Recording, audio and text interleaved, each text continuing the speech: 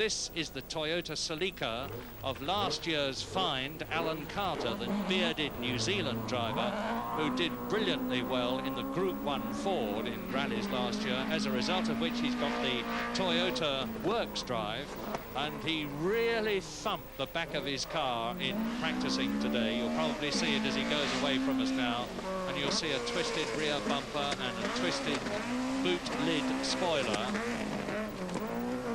Yeah, you can just see they've repaired some of it, but Carter spun the car, thumped the bank very hard indeed, deranged the rear of it, but they've done some masterly repair work. He was complaining about how slippery it was, and the Celica has not got a power advantage on this kind of going. The engine produces less power, and it's a very rugged, strong, slogging rally car rather than a sprint car, which is ideal for this kind of event. And you can see that in the times, because Carter's time 3.3 seconds outside Eklund's time, and that means to say that there is no way that Alan Carter there is going to be able to make up the time on the rest of the hill, no matter how quickly he goes. 3.3 seconds is a colossal gap, and the New Zealander takes the left.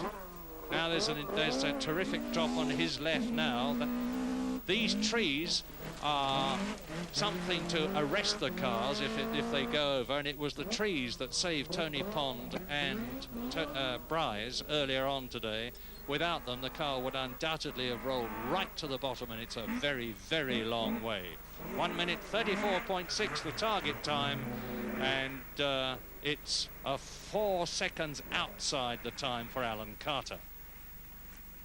If anybody is going to beat Per Eklund on this superb Forestry Commission course, it is this man, Stig Blomqvist from Sweden, the 34-year-old Swedish rally champion. He is in the Saab turbocharged 2-litre car with front-wheel drive, and he was second last year, and I think it is fair to say he would certainly have won had he not had a puncture on the downhill, the critical downhill run. And just watch Blomqvist. In practicing today, he was absolutely breathtaking.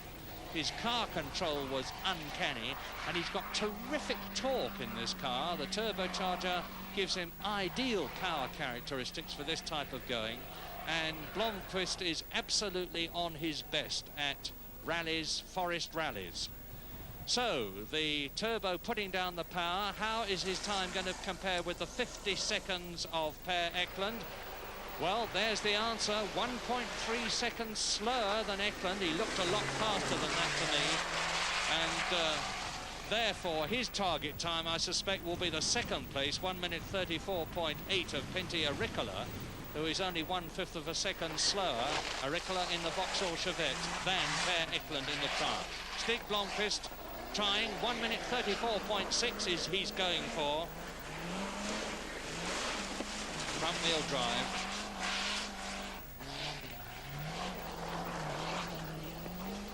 Now, 8, 9, 30. Under 4 seconds he's got to finish. 1 minute 34.6. 35.9, and he is third fastest after Aricola, who is second, and Per Eklund, who is leading. 3 drives, 2 Swedes, and driver in the first 3 places.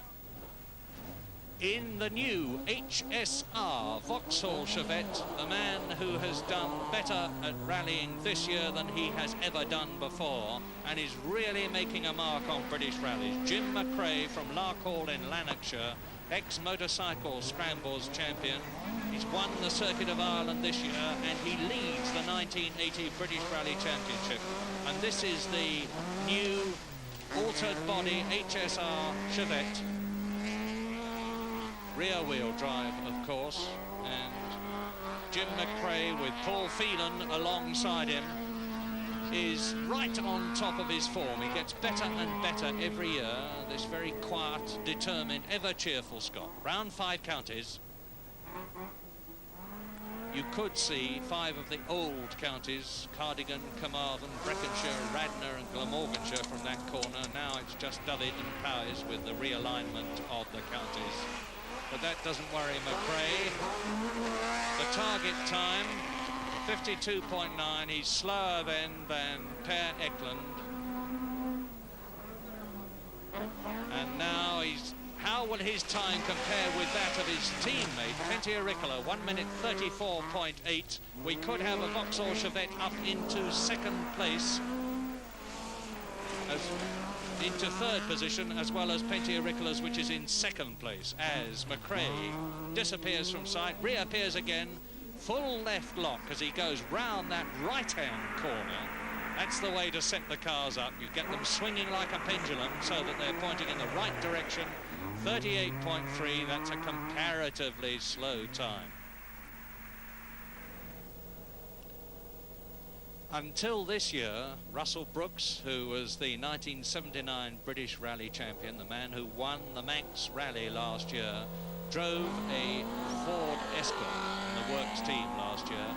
This year, with the retirement of Ford officially from competition, he has switched his allegiance to Talbot, Works Drive in the new Sunbeam, and this is his very first event on forest type going, because he has driven before this Talbot on tarmac events like the Circuit of Ireland, and he hasn't had the best of luck.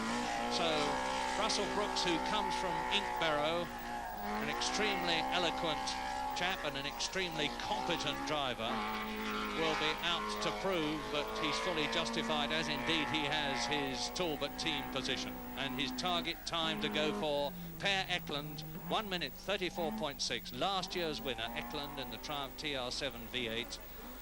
Some 300 horsepower, and Russell's car will be producing, I would estimate, about 240 horsepower, because Talbot have been working very hard indeed on improving the power and power characteristics, and they have succeeded. Brooks 53 seconds. It looks to me as though conceivably the course is slowing a bit, which is possible as the moisture starts to get right down through the dust and the dry bits, and Russell dropped his wheel right in the gully there, tucked his right wheel into the right-hander. Now he's got it going. Second fastest 1 minute 34.8. Third fastest Blomqvist 1:35.9. Fourth fastest Nicola 1:36.3. Here comes Russell Brooks towards the beam to break it, and that will put him, well down. 1 minute 40.8. That's indeed slower than Alan Carter in the Toyota. There's the answer: flat rear tyre, near side rear tyre flat, and that is what happened in practicing today to one or two of the drivers. For instance, Pentti Ricola in practice had a puncture, and that of course has probably ruined poor Russell Brooks's chances of doing well. Here, the man that many of you will have been looking at all through the year on the grandstand opening titles, because it's Malcolm Wilson who ended this event last year upside down on the roof of his Escort, which then burst into flames when he finished the course. He had a pretty exciting time at Escadapid in 1979.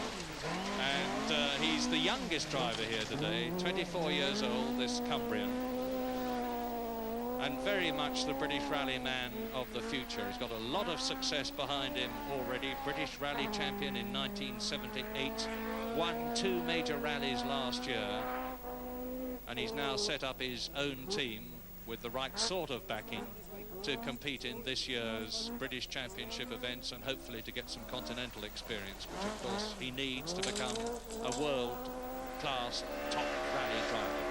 Malcolm Wilson, 1.8 seconds on the split, slower than Per Eklund, so that would put him 4th fastest to that point. Malcolm Wilson is from Workington, is going extremely well.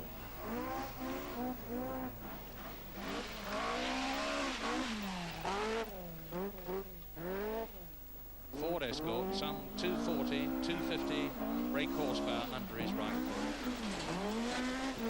Lost a lot of weight himself, Malcolm, just come out of hospital after an operation, and he's still not fully recovered. He drove in the Circuit of Ireland, and it was a very, very grueling event for him.